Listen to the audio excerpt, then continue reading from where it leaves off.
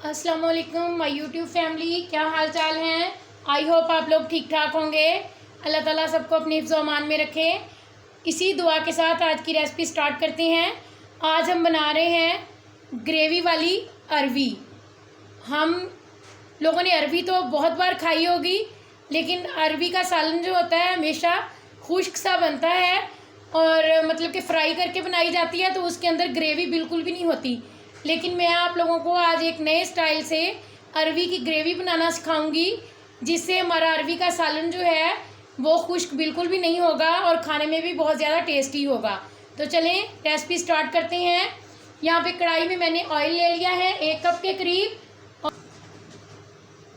अरवी को मैंने अच्छे से छील के धोकर नमक लगाकर मैंने रख दिया था और फिर दोबारा से मैंने इसको वॉश किया अच्छे तरीके से।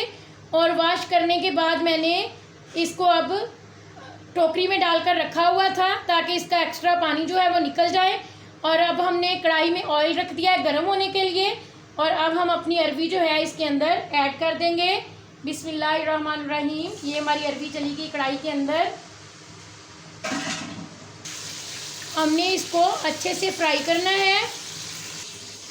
यहाँ पे मैंने ये कुछ जवे लहसुन के ले लिए हैं और 3 अदद टमाटर है मेरे पास, 5 अदद सब्ज़ मिर्च है मेरे पास 5-6, और इन सबको मैंने ब्लेंडर में डालकर ब्लेंड कर लेना है। हमने इसको 70% तक कुक करना है, मतलब कि फुल हमने इसको कुक नहीं करना। इतनी हमने कुक करनी है कि हमारी 20-30% जो है वो इसको कुक होने में बाकी रह जाए, क्योंकि हमने बाद में इसे मसाले के साथ भी पकाना है, फिर ये ज़्यादा मतलब कि कुक ना हो जाए कहीं। ये तकरीबन 80% तक कुक हो चुकी है। अब मैं इसको निकाल लूँगी इस तरीके से। प्लेट में आप निकाल लें, इस तरीके से इसको सारी निकाल लें आप लोग ऑयल में से। ये सारी अरवी हमने निकाल ली है और ये देख सकते हैं आप लोग, ये ऊपर से बिल्कुल क्रिस्पी लग रही है। ये इस वजह से लग रही है, मैंने इसको फुल फ्लेम पे फ्राई किया है। फुल फ्लेम पे जब हम फ्राई करेंगे तो ये ऊपर से बिल्कुल क्रिस्पी हो जाएगी और अंदर से इसकी थोड़ी सी मतलब कि अभी कच्ची है, इसमें कसर बाकी है।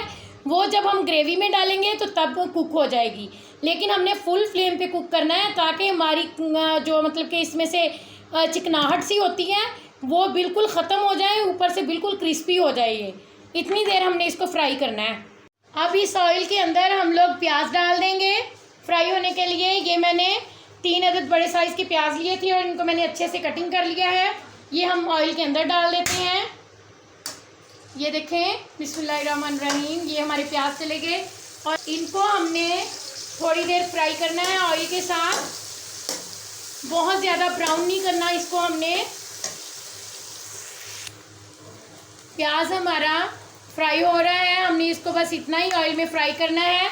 और अब हम इसके अंदर डाल देंगे जो हमने टमाटर, सब्ज़ मिर्च और लहसुन का पेस्ट तैयार किया है, वो हम इसमें डाल देते हैं। अब ये चला गया टमाटर, सब्ज़ मिर्च और लहसुन का जो मैंने पेस्ट बनाया था। और अब हमने इसको इतनी देर कुक करना है कि ये हमारा मसाला जो है ऑयल को छोड़ दे।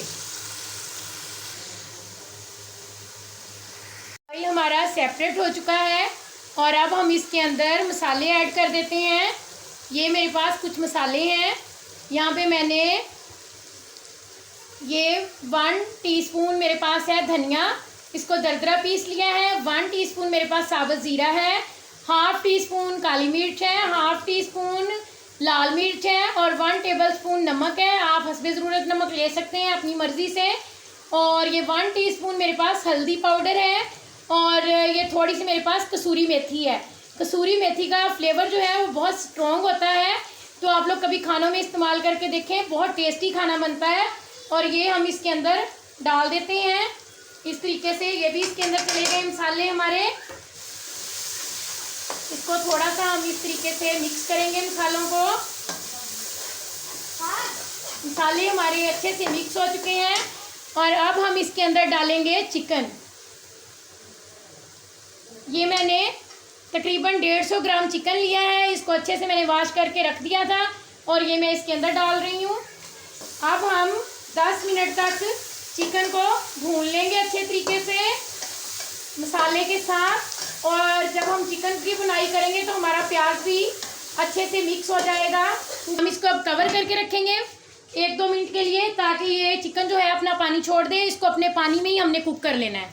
चिकन को भूनते हुए 6-7 मिनट हो चुके हैं। देखिए ऑयल हमारा सेपरेट हो चुका है और चिकन भी हमारा भून रहा है, चिकन भी हमारा कुक हो रहा है।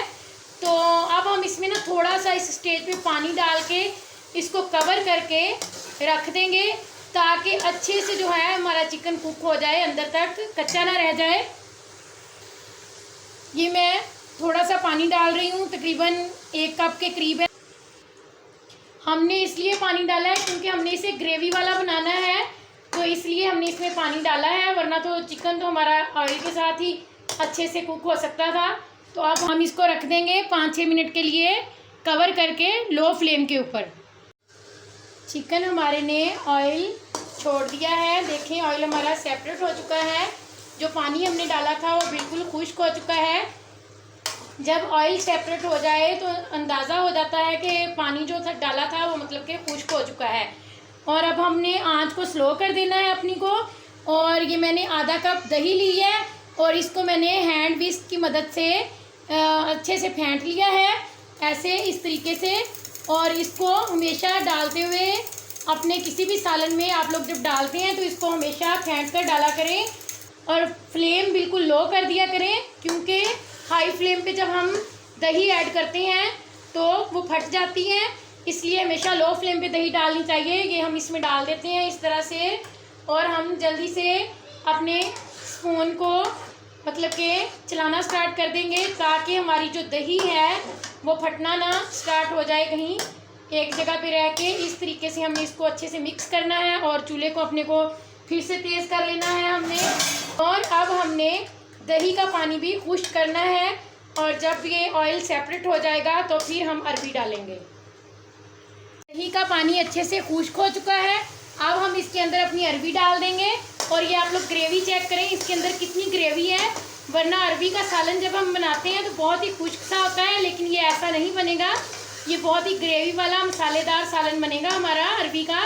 और ये आप लोग देख सकते हैं, ये देखें, ये मैं इसके अंदर अरबी डाल देती हूँ। इस तरीके से जब हम बनाएंगे तो ये बिल्कुल भी खुश्क नहीं बनेगी अरबी की सब्ज़ी। आप लोग देखिएगा बहुत ही मसालेदार तैयार होगी ये। और अरबी मैंने डालकर मिक्स कर दी है। और अब हमने इसको दम वाले फ्लेम पे 5 मिनट के लिए दम पे रखना है, क्योंकि अरबी हमारी तो पहले ही 70% कुक हो चुकी थी। थोड़ी सी कसर बाकी थी, वो भी पूरी हो जाएगी, अच्छे तरीके से कुक हो जाएगी।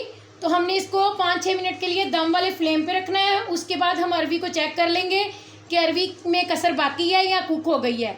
अगर कुक हो गई होगी तो हम अपना चूल्हा बंद कर देंगे।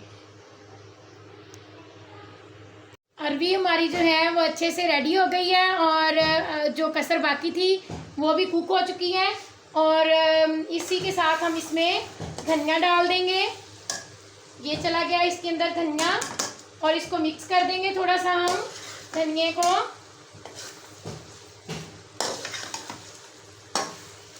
और इसी के साथ ही अगर आप लोग मेरे चैनल पे न्यू हैं तो प्लीज़ मेरे चैनल खानपुरी फूड सीक्रेट को सब्सक्राइब करें और बेल आइकन को प्रेस करें, ताकि मेरी हर आने वाली वीडियो आप लोगों तक पहुंच सके। और मेरी वीडियो को लाइक करें, शेयर करें और कमेंट करें। और मैंने चिकन जो लिया था ना वो हड्डी वाला लिया था, मैं आप लोगों को बताना भूल गई थी, लेकिन वीडियो में भी आप लोगों को हड्डी वाला चिकन नज़र आ रहा होगा। तो ये देखें हमारा जो है अरबी का सालन बिल्कुल से रेडी हो चुका है। ये आप लोग देख सकते हैं कितना हमारा मसालेदार सालन बना है अरबी का, और ये बहुत ही टेस्टी भी होगा इंशाल्लाह। तो आप लोग भी एक बार ज़रूर ट्राई कीजिएगा और मुझे फीडबैक दीजिएगा कि कैसा बना था आप लोगों का अरबी का सालन। और इसी के साथ ही आज की वीडियो का एंड करते हैं, और आने वाली नई वीडियो तक के लिए अल्लाह हाफिज़।